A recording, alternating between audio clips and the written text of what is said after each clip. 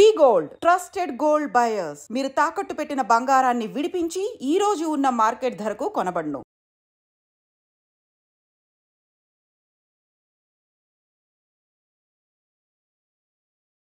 Welcome to I dream. Operation Sindoor success తర్వాత భారత్ పాక్పై మరోసారి పోరాటం చేస్తున్నారు.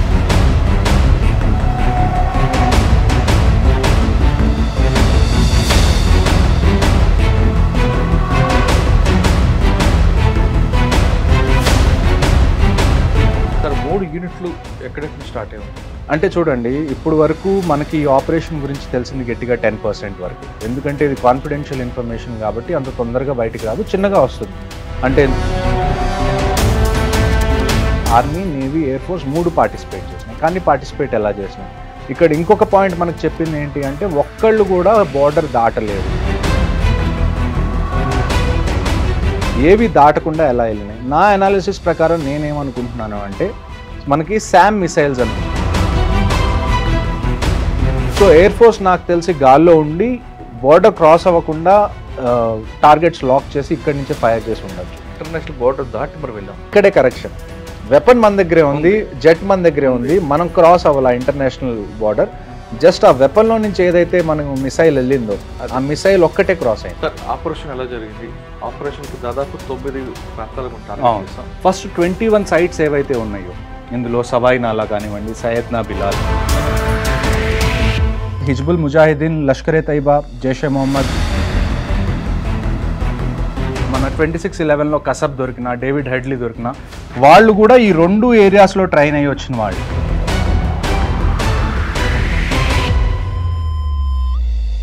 Welcome to I dream.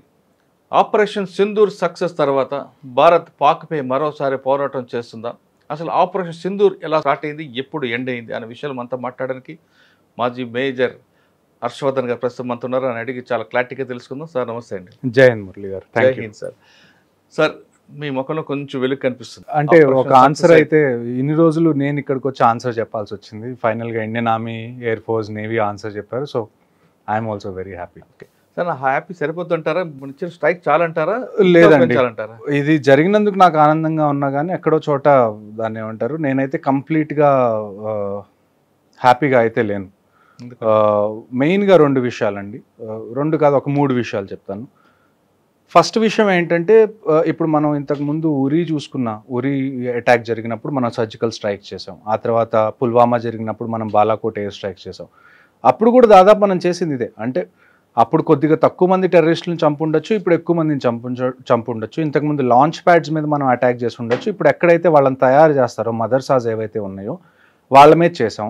కానీ ఎందుకో నాకు ఇది ఇంకా తక్కువే అనిపిస్తుంది. అంటే మన Indian army, navy, air force కలిసి 1971 తర్వాత 3 యూనిట్స్, అంటే 3 ఆర్మీ, నేవీ, ఎయిర్ ఫోర్స్ 3 కలిసి చేసిన ఆపరేషన్ సింధూర్.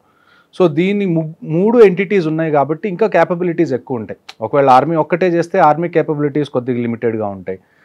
ఎందుకంటే ఆర్మీ దగ్గర ఫైటర్ జెట్స్ ఉండవు. అదే నేవీ, ఎయిర్ ఫోర్స్ అనుకోండి, అక్కడ ఫైటర్ జెట్స్ ఉంటాయి, మిసైల్స్ కొద్దిగా పెద్దవి ఉంటాయి. సో అలాగే 3 కలిసి చేసినప్పుడు ఇంకా పెద్ద ఎత్తున చేయాలని నేనైతే ఇప్పటికీ నమ్ముతున్నాను. అదొక విషయం నాకు ఇంకా నచ్చలేదు. 3వ విషయం ఏంటి అంటే, పూంచ్, రజౌరి అని జమ్మూలో ఏరియాస్ ఉన్నాయి. ఎప్పుడైతే మనం ఈ స్ట్రైక్స్ చేసామో ఆ తర్వాత పూంచ్, రజౌరిలో ఏవైతే ఇప్పుడు మనం పాకిస్తాన్ మీద అటాక్ చేయాలనుకోండి, ఇప్పుడు అక్కడ టెర్రరిస్ట్ క్యాంప్స్ ఉన్నాయి కాబట్టి వాటి మీద మనం బాంబ్స్ అవి ఇవి వేసాం. అదే ఇండియాలో పాకిస్తాన్ అటాక్ చేయాలనుకోండి, ఇటువైపు ఏం టెర్రరిస్ట్ క్యాంప్స్ లేవు వాళ్ళు వేయడానికి. సో వాళ్ళు డైరెక్ట్గా సివిలియన్స్ని టార్గెట్ చేసి పూంచ్, రజౌరి ఏరియాలో కనీసం 15 మంది సివిలియన్స్ చనిపోయారు. ఒక రకంగా చూసుకుంటే అది మనం ఆ విషయంలో ఓడిపోయామన్న విషయాన్ని మనం గమనించాలి. ఎందుకంటే మొన్న పహల్గామ్లో 26 మంది చనిపోయారు, ఇవాళ సివిలియన్స్ 15 మంది చనిపోయారు. అంటే నేను ఇంతకు ముందు కూడా మీతో మాట్లాడినప్పుడు చెప్పాను, యుద్ధం లాంటిది ఏదైనా జరిగితే సివిలియన్స్ లైఫ్ కూడా థ్రెట్ ఉంటుంది అని.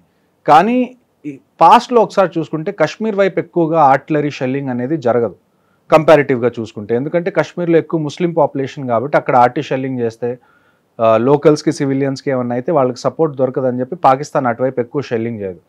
కానీ జమ్మూ వైపు ఏదైతే ఉందో, జమ్మూ రీజన్ ఎక్కడైతే మిక్స్డ్ పాపులేషన్ ఉందో, ఎక్కడైతే హిందూస్, ముస్లిమ్స్ అందరూ అన్ని మతాల వాళ్ళు ఉంటారో అటువైపు ఎక్కువగా షెల్లింగ్ చేసేది. ఇప్పటి నుంచనే కాదు, గత 30 సంవత్సరాల నుంచి కూడా ఎప్పుడన్నా జేఎండ్కేలో షెల్లింగ్ చేయాలి అంటే పాకిస్తాన్ మెజారిటీ టైం మనకి జమ్మూలోనే షెల్లింగ్ చేస్తారు. అది మనకి తెలిసినా కానీ, అంటే ఖచ్చితంగా చేస్తారని తెలిసినా కానీ కొద్దిగా ప్రోయాక్టివ్గా అక్కడ ఉన్న సివిలియన్స్ని ముందు ఎవాక్యువేట్ చేసి ఉండాల్సింది బోర్డర్ ఏరియా. హిస్టరీ చెప్తుంది కదండి జమ్మూలో కొడతారని, మరి ఎందుకు?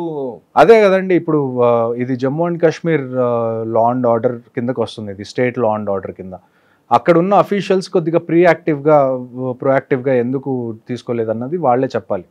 ఇది ఇప్పటికైనా మంచిదైంది, ఇప్పుడైతే వాళ్ళని ఎవాక్యువేట్ చేశారు మొత్తం, కానీ కొద్దిగా ముందు చేసుంటే ఆ 15 ప్రాణాలు కూడా మిగిలి ఉండేయని నా ఉద్దేశం. ఓకే సార్, ఒకసారి ఆపరేషన్కి వెళ్దామండి. అవును, ఆపరేషన్కి ఎప్పటి నుంచి ఎప్పుడా ఎదురు చూస్తుంటే ఫైన్ డే ఒకసారి ఆయన అవును. అంటే మనకి 7th మాక్ డ్రిల్స్ అని చెప్పి ఇక్కడ చెప్పి 6th 7th నైట్నే వాళ్ళు అక్కడ మాక్ డ్రిల్స్ చేయించారు వాళ్ళ చేత. సార్ 3 యూనిట్లు ఎక్కడెక్కడ స్టార్ట్ అయ్యి ఉంటాయి? అంటే చూడండి, ఇప్పుడు వరకు మనకి ఈ ఆపరేషన్ గురించి తెలిసింది గట్టిగా 10% వరకే, ఎందుకంటే ఇది కాన్ఫిడెన్షియల్ ఇన్ఫర్మేషన్ కాబట్టి అంత తొందరగా బయటికి రాదు, చిన్నగా వస్తుంది. అంటే ఇంతకుముందు సర్జికల్ స్ట్రైక్స్ అయినప్పుడు కానివ్వండి, ఎయిర్ స్ట్రైక్స్ అయినప్పుడు కానీ వెంటనే ఏ విషయం బయటికి రాదు కాన్ఫిడెన్షియాలిటీ వల్ల. ఇందులో ఇప్పుడు వరకు మనకు తెలిసిన విషయం ఏంటి అంటే army, navy, air force 3 participate చేసినాయి. కానీ పార్టిసిపేట్ ఎలా చేసినాయి? ఇక్కడ ఇంకొక పాయింట్ మనకు చెప్పింది ఏంటి అంటే ఒక్కళ్ళు కూడా బార్డర్ దాటలేదు. కానీ మనం చూసుకోవాల్సింది ఏంటంటే across LC, across international border రెండింటిని దాటి మనం టార్గెట్స్ని అటాక్ చేసాం. ఏవి దాటకుండా ఎలా వెళ్ళినాయి? నా అనాలిసిస్ ప్రకారం నేనేమనుకుంటున్నాను అంటే మనకి శామ్ మిసైల్స్ అని ఉంటాయి. అంటే శామ్ అంటాం మనం, సర్ఫేస్ టు ఎయిర్ మిసైల్. అంటే భూమి మీద నుంచి మనం మిసైల్ వదిలిపెడితే అది వెళ్ళి గాల్లో తగలడం కానీ, లేకపోతే సర్ఫేస్ టు సర్ఫేస్ మిసైల్స్ ఉంటాయి, అవి ఆర్మీ దగ్గర ఉన్నాయి. సో ఆర్మీ నాకు తెలిసి సర్ఫేస్ మిసైల్స్ యూజ్ చేసి అక్కడ డిస్ట్రక్షన్ చేసి ఉండాలి. ఎయిర్ ఫోర్స్ వాటికి మనం బేసిక్గా ఈ ఆపరేషన్లో 2 రకాల మిసైల్స్ ఖచ్చితంగా వాడాం. ఒకటి హ్యామర్, ఒకటి స్కాల్ప్ అని, ఈ 2 పేర్లు. ఈ హ్యామర్ అనేది ఫ్రాన్స్ నుంచి తెచ్చుకున్న మిసైల్స్, ఈ స్కాల్ప్ అనేది బ్రిటిష్, ఫ్రాన్స్ కలిసి తయారు చేసిన మిసైల్స్ అనమాట. వీటిని మనం లాంగ్ రేంజ్ గైడెడ్ మిసైల్స్ అంటాం, గైడెడ్ క్రూయిజ్ మిసైల్స్ అంటాం. సో ఇవి మనం ఒకవేళ మనం లోపలికి ఎంటర్ అవ్వకపోయినా మనం బార్డర్ దగ్గర ఉండి మన ఎయిర్ క్రాఫ్ట్ గాల్లో పెట్టి అక్కడి నుంచి ఫైర్ చేసినా కానీ చాలా దూరం వెళ్ళి ఎనిమీ టార్గెట్స్ని టార్గెట్ చేసేంత క్యాపబిలిటీస్ ఉన్న మిసైల్స్ ఇవి. సో ఎయిర్ ఫోర్స్ నాకు తెలిసి గాల్లో ఉండి బార్డర్ క్రాస్ అవ్వకుండా టార్గెట్స్ లాక్ చేసి ఇక్కడి నుంచే ఫైర్ చేసి ఉండొచ్చు. మరి నేవీ ఎలా ఇన్వాల్వ్ అయింది అంటే నేను అనుకోవడం ఏంటి అంటే మనకి ఎయిర్ క్రాఫ్ట్ క్యారియర్ ఉన్నాయి, ఐఎన్ఎస్ అరిహంట్ అని కానివ్వండి, లేకపోతే ఐఎన్ఎస్ విక్రాంత్ కానివ్వండి, ఇలాంటి ఎయిర్ క్రాఫ్ట్ క్యారియర్స్ ఉంటాయి. ఈ ఎయిర్ క్రాఫ్ట్ క్యారియర్స్ మీద అట్ ఏ టైం మనం కనీసం 15-16 జెట్ ప్లేన్స్ తీసుకొని మనం ట్రావెల్ చేయొచ్చు. సో నాకు తెలిసి జెట్ ప్లేన్స్ ఏవైతే ఖచ్చితంగా తెలిసిన విషయం ఏంటంటే ఇందులో రఫేల్స్ ఏవైతే మనం ఫ్రాన్స్ నుంచి కొత్తగా తెప్పించుకున్నామో అవైతే మాత్రం ఖచ్చితంగా యూజ్ అయినాయి అని మాత్రం మనం ఒకసారి గమనించాలి. నాకు తెలిసి రఫేల్ ఎయిర్ క్రాఫ్ట్స్ ఏవైతే ఉన్నాయో ఇండియాలో ఉన్న ఏదన్నా బేస్ మీద నుంచి ఎగరకుండా ఈ ఎయిర్ క్రాఫ్ట్ క్యారియర్ నుంచి టేక్ ఆఫ్ అయ్యి అవి ఫైర్ చేసి మళ్ళీ ఎయిర్ క్రాఫ్ట్ క్యారియర్ మీద ల్యాండ్ అయినాయి అని నా ఉద్దేశం. కానీ మీరు చెప్తున్న ఆ ప్రాంతం అంతా కూడా గుజరాత్, ఆ ప్రాంతంలో సముద్రం ఉందండి, కానీ జెట్స్కి చాలా అది కూడా ఉంటుంది కదా, చాలా దూరం వెళ్ళి వచ్చే కేపబిలిటీ ఉంటుంది. వాటిలో చాలా ఫ్యూయల్ ఉంటుంది, ఆల్మోస్ట్ కొన్ని వేల కిలోమీటర్లు అవి ట్రావెల్ చేసే అంత కేపబిలిటీ వాటికి ఉంటాయి. సార్ ఆపరేషన్ స్టార్ట్ అయింది, పర్టికులర్గా 9 ఏరియాలు కొట్టాం. అక్కడ మన టార్గెట్ ఉండాలని ఎప్పటి నుంచో మనకు ఆల్రెడీ ఉందా, ఐడెంటిఫై చేసి ఉంచి ఉన్నాం? అవునండి, మనకి కంటిన్యూస్గా ఇంటెలిజెన్స్ ఇంటర్సెప్షన్స్ అనేవి కంటిన్యూస్గా వస్తాయి. మీరు ఆపరేషన్ని పర్టికులర్గా చూసుకుంటే మనం 1 గంట 5 నిమిషాలకి స్టార్ట్ చేసి 1:30 కల్లా మనం అవగొట్టాం. అంటే జస్ట్ 25 నిమిషాల్లో 9 లొకేషన్లో 24 స్ట్రైక్స్ మనం చేయగలిగిన క్యాపబిలిటీ మనది. అంటే ఒక అరగంటలో మనం ఎంత డ్యామేజ్ చేయగలిగామో మీరు చూడొచ్చు. నేను అందుకే చెప్తుంది ఐఎమ్ స్టిల్ నాట్ హ్యాపీ, ఎందుకంటే అరగంటలో ఇంత చేయగలిగిన క్యాపబిలిటీస్ మనకు ఉన్నప్పుడు ఇంకొద్దిగా ఎక్కువ చేయాల్సింది. ఎందుకంటే ఉట్టి టెర్రరిస్ట్ క్యాంప్స్ మీద మనం ఎన్ని రోజులని టార్గెట్ చేస్తాం. ఇక్కడ మనకున్న ఇంకొక హోప్ ఏంటి అంటే మన పూర్వపు ఎవరైతే చీఫ్ ఆఫ్ ఆర్మీ స్టాఫ్ ఉన్నారో మాజీ సైన్యాధ్యక్షులు జనరల్ నరావనే గారు, ఆయన ట్వీట్ ఏం చేశారంటే ఇది జస్ట్ బిగినింగ్ మాత్రమే అని ట్వీట్ చేశారు. ఆ ఆశ అయితే నాకు ఇంకా ఉంది, ఇది జస్ట్ ఫస్ట్ రౌండ్, ఇంకా రౌండ్స్ ఉంటాయని నేను కోరుకుంటున్నాను. ఖచ్చితంగా నేను అలాగ అనుకుంటున్నాను, అలా అవ్వాలని అనుకుంటున్నాను. సార్ 9 ప్రాంతాల్లో కొట్టారు కదా, 9 ప్రాంతాల్లో ఒక్కొక్క ప్రాంతం గురించి చెప్పగలరా? అంటే ఏ విధంగా వాళ్ళు? నేను వీటిని 2-3 రకాలుగా విభజిస్తాను మనకి కొద్దిగా ఈజీగా అర్థం చేసుకోవడానికి. ఇందులో మూడు రకాల గ్రూప్స్ ఉన్నాయి. ఒకటి ఏంటంటే పాకిస్తాన్ ఆక్యుపైడ్ కాశ్మీర్ ఏదైతే ఉందో పిఓకేలో మెజారిటీ సైట్స్ మనం సెలెక్ట్ చేసుకున్నాం. ఎందుకంటే ఎవరైనా కాశ్మీర్లోకి ఎంటర్ అవ్వాలంటే ముందు పిఓకేలో ట్రైనింగ్ చేసి అక్కడి నుంచి ఈజీగా ఎంటర్ అవ్వచ్చు కాబట్టి పిఓకేలో ఎక్కువ లాంచ్ ప్యాడ్స్ మన టార్గెట్ పిఓకే. కానీ ఈసారి మనం ఇంకా గట్టిగా చేసిన విషయం, చాలా అప్రిషియేట్ చేయాల్సిన విషయం ఏంటి అంటే మనం ఇప్పటి వరకు ఎన్ని ఆపరేషన్స్ చేసినా మనం జస్ట్ ఎల్సీ ఒక్కటే దాటాం, line of control. International boundary అనేదాన్ని మనం ఎప్పుడు ఇంతకుముందు దాటలేదు. కానీ ఈసారి ఎస్పెషల్లీ ముజఫరాబాద్ అనే ప్లేస్, అబోటాబాద్ అని పాకిస్తాన్లో ఒక ప్లేస్ ఉంటుంది. ఆ అబోటాబాద్ 2 విషయాలకి చాలా ఫేమస్. ఒకటి ఏంటి అంటే ఇక్కడ మనకి ఇండియన్ మిలిటరీ అకాడమీ దెహ్రాదూన్లో ఎలాగుందో పాకిస్తాన్ మిలిటరీ అకాడమీ అబోటాబాద్లో ఉంది. అంటే అక్కడ ఉండే ఆర్మీ ఆఫీసర్స్ ఎవరైతే ఉంటారో అందరూ అక్కడే ట్రైన్ అవుతారు పాకిస్తాన్ మిలిటరీ అకాడమీలో. దాని పక్కనే దానికి కొద్ది దూరంలో ఒసామా బిన్ లాడెన్ ఎప్పుడైతే యుఎస్ వాళ్ళు చంపారో వాళ్ళు చంపింది కూడా అబోటాబాద్లోనే. సో పాకిస్తాన్ మిలిటరీ అకాడమీకి కొన్ని కిలోమీటర్ల దూరంలో ఒసామా బిన్ లాడెన్ కనీసం 4-5 సంవత్సరాలు దాక్కొని ఉన్నాడు, కానీ వాళ్ళకి తెలియదు అంటారు. విచ్ ఈజ్ కుదరదు, అలా కుదరదు. మీ మిలిటరీ అక్కడే కొట్టారు కాబట్టి. సో ఈ ముజఫరాబాద్ అనేది కూడా అబోటాబాద్కి జస్ట్ పక్కనే ఉంటుంది. ఈ 2 సిటీస్ కూడా మళ్ళీ ఇస్లామాబాద్కి చాలా దగ్గరగా ఉంటాయి. సో ఒక రకంగా మనం స్టేట్మెంట్ ఏమి ఇచ్చాము అంటే, మనం ఎల్సీ కానీ ఇంటర్నేషనల్ బౌండరీ కానీ క్రాస్ చేయకుండా మేము మిమ్మల్ని లోపలే టార్గెట్ చేయగలం అన్న ఒక సంకేతాన్ని అయితే పంపించాము మనం. And at the same time మీరు కొద్ది కిందకు వస్తే పంజాబ్, రాజస్థాన్ వైపు వస్తే మనకి మురీద్కి అని ఒకటి, ఆ తర్వాత బావల్పూర్ అని ఒకటి. ఈ 2 మనకి జైషే మొహమ్మద్ మళ్ళీ లష్కరే తయ్యబాది మెయిన్ ట్రైనింగ్ సెంటర్స్ ఏవైతే ఉన్నాయో ఆ 2 ఈ 2 ప్లేసెస్లో ఉన్నాయి. ఇవి కూడా కొద్దిగా పాకిస్తాన్లో ఇంటీరియర్స్లో ఉన్నాయి. దానితో కాశ్మీర్కి చాలా దూరంగా ఉన్నాయి ఇవి. ఒకవేళ మనం బావల్పూర్ చూసుకున్నాం అనుకోండి, బావల్పూర్లో మౌలానా మసూద్ అజర్ ఎవరైతే మన జైషే మొహమ్మద్ హెడ్ ఉన్నాడో అతని ఫ్యామిలీ ఆ కాంపౌండ్లోనే ఉంటారు. సో నిన్న మనకి తెలిసిన విషయం ఏంటంటే మసూద్ అజర్ ఫ్యామిలీలో 14 మందిని మనం చంపేశాం.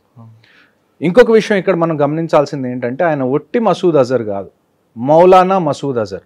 మౌలానా అంటే ఏంటండి, మదర్సాల్లో ఎవరైతే పాఠాలు చెప్తారో వాళ్ళని మౌలానా అంటారు, రిలీజియస్ టీచర్ బేసికలీ. సో ఎవరైతే టెర్రరిజంకి రిలీజియన్ లింక్ లేదని చెప్తారో వాళ్ళు నాకు దీనికి ఆన్సర్ చెప్పండి. మసూద్ అజర్ని మౌలానా అని ఎందుకు అంటారు? ఒక ఇస్లామిక్ టీచర్గా ఆయనకి ఎందుకు ఆ కితాబ్ ఇచ్చారు మౌలానా అని? ఇప్పుడు ఎన్నైతే మనం స్ట్రైక్ చేసామో అందులో మెజారిటీ మనం స్ట్రైక్ చేసింది మదర్సాస్ని, మస్జిద్స్ని. వాళ్ళు ఆ కవర్ని యూజ్ చేసుకొని టెర్రరిజం చేస్తున్నారు. మళ్ళీ మీరు వచ్చి దానికి రిలీజన్కి సంబంధం లేదంటే అది తప్పు, ఆ లాజిక్ కుదరట్లేదు. సో దానికి కూడా ఆన్సర్ చెప్పాలి. ఓకే, రెండో ఇంకా మీకు ఐడియా వచ్చిన చెప్పండి. ఇంకా ఈ అంటే 9 ప్లేస్లు కొట్టాం మనం, 9 ప్లేస్లో 2 చెప్తున్నారు.